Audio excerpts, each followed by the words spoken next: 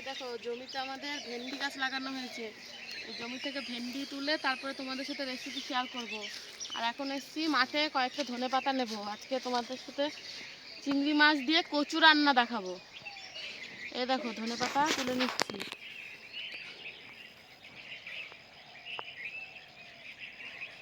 আর কদিন পরেই এই গাছে ধনে হবে। দেখো ফুল থেকে ফলও চলে এসছে। দেখো কাছ থেকে দেখো।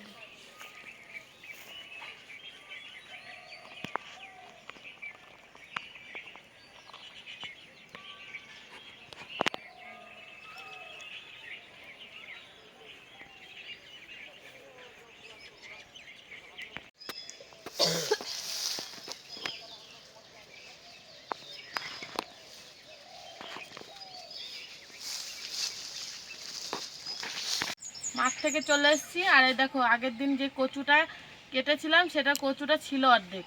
এবার এই কচুটা কেটে নেব।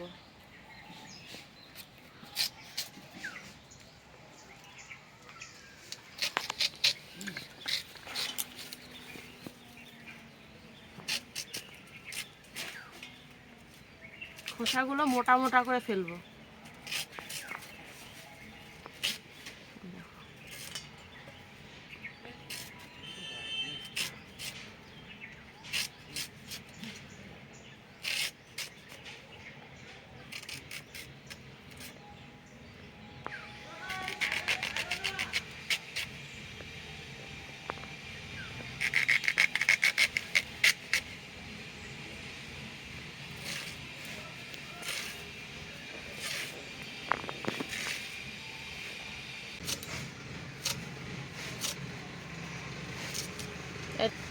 এ দেখো এরকম চৌকো চৌকো করে ছোট ছোট করে কেটে নিচ্ছি।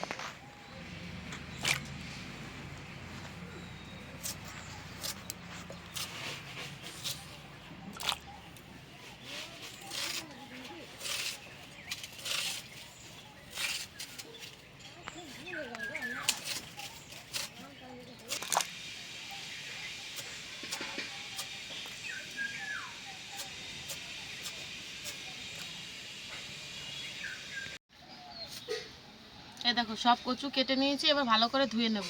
জল পাল্টিয়ে পাল্টিয়ে ধোবো। দেখো কচুটা জলে ভেজানোর পর দেখো জলটা কেমন সাদা হয়ে গেছে।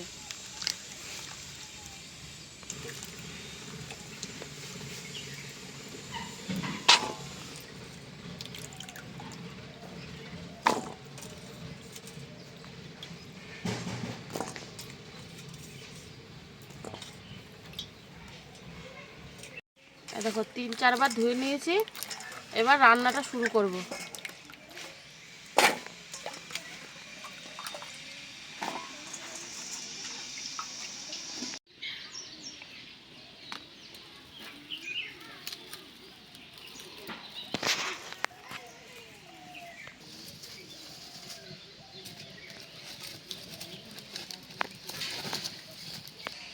উনুন ধরে নিয়েছি। এবার কচুগুলো প্রথমে ভাপিয়ে নেব।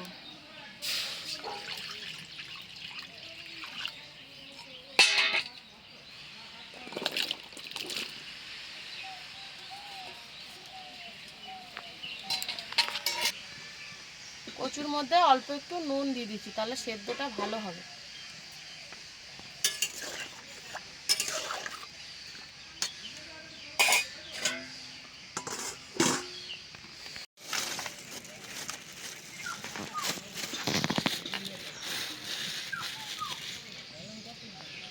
ওইদিকে কচুটা ভাপাতে ভাপাতে এদিকে আমি চিংড়ি মাছগুলো বেছে নিচ্ছি।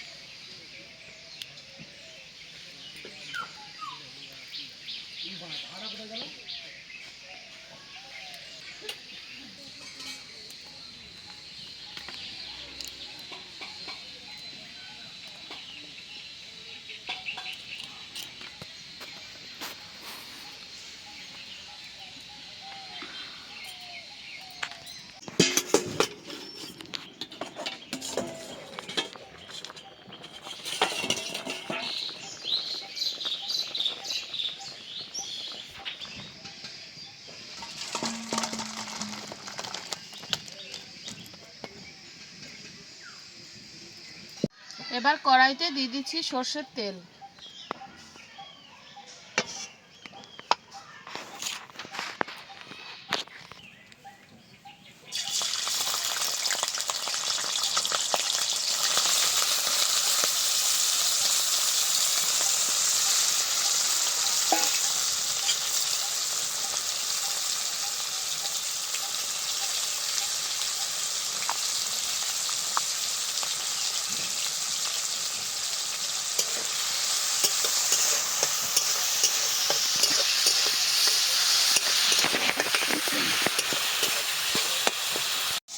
চিংড়ি মাছটা ওইদিকে ভাজা হতে হতে আমি এদিকে আদা আর কাঁচা লঙ্কাটা বেটে দেবো।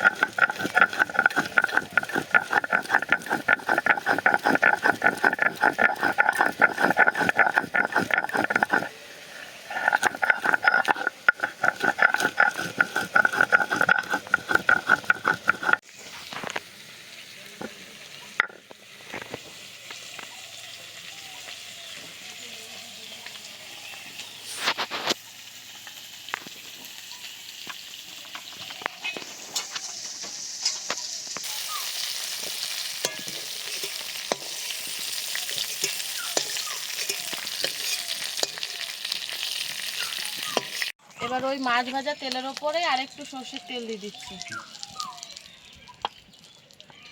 তারপরে দিয়ে দিচ্ছি ফোড়ন। ফোড়নে আছে শুকনো লঙ্কা আর গোটা জিরে।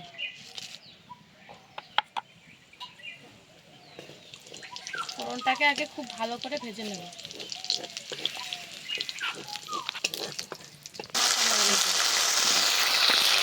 বেটে রাখা মশলাটা দিয়ে দিচ্ছি। এবার খুব ভালো করে কষিয়ে নেব মশলাটাকে। দিচ্ছি কেটে রাখা টমেটো।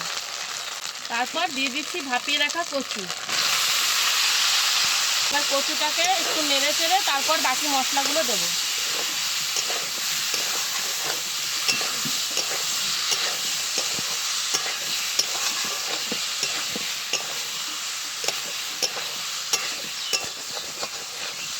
এই দেখো একটু নেড়ে চেড়ে নিয়েছি। এবার বাকি মশলাগুলো দেবো। দিয়ে দিচ্ছি পরিমাণ মতো নুন,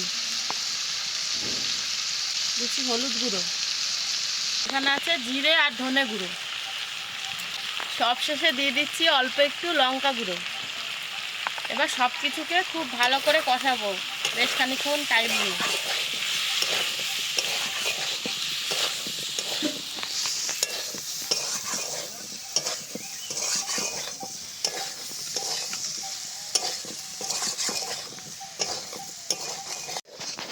এরকম সব কিছু খুব ভালো করে কষিয়ে নিয়েছি। এবার দিয়ে দেবো পরিমাণ মতো জল।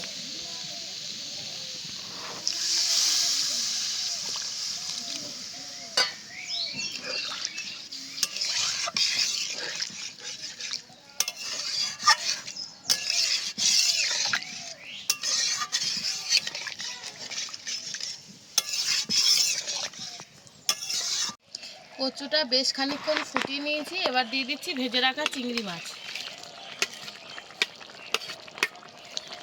চিংড়ি মাছ দিয়ে আর 2-3 মিনিট মতো ফুটিয়ে নামিয়ে নেব।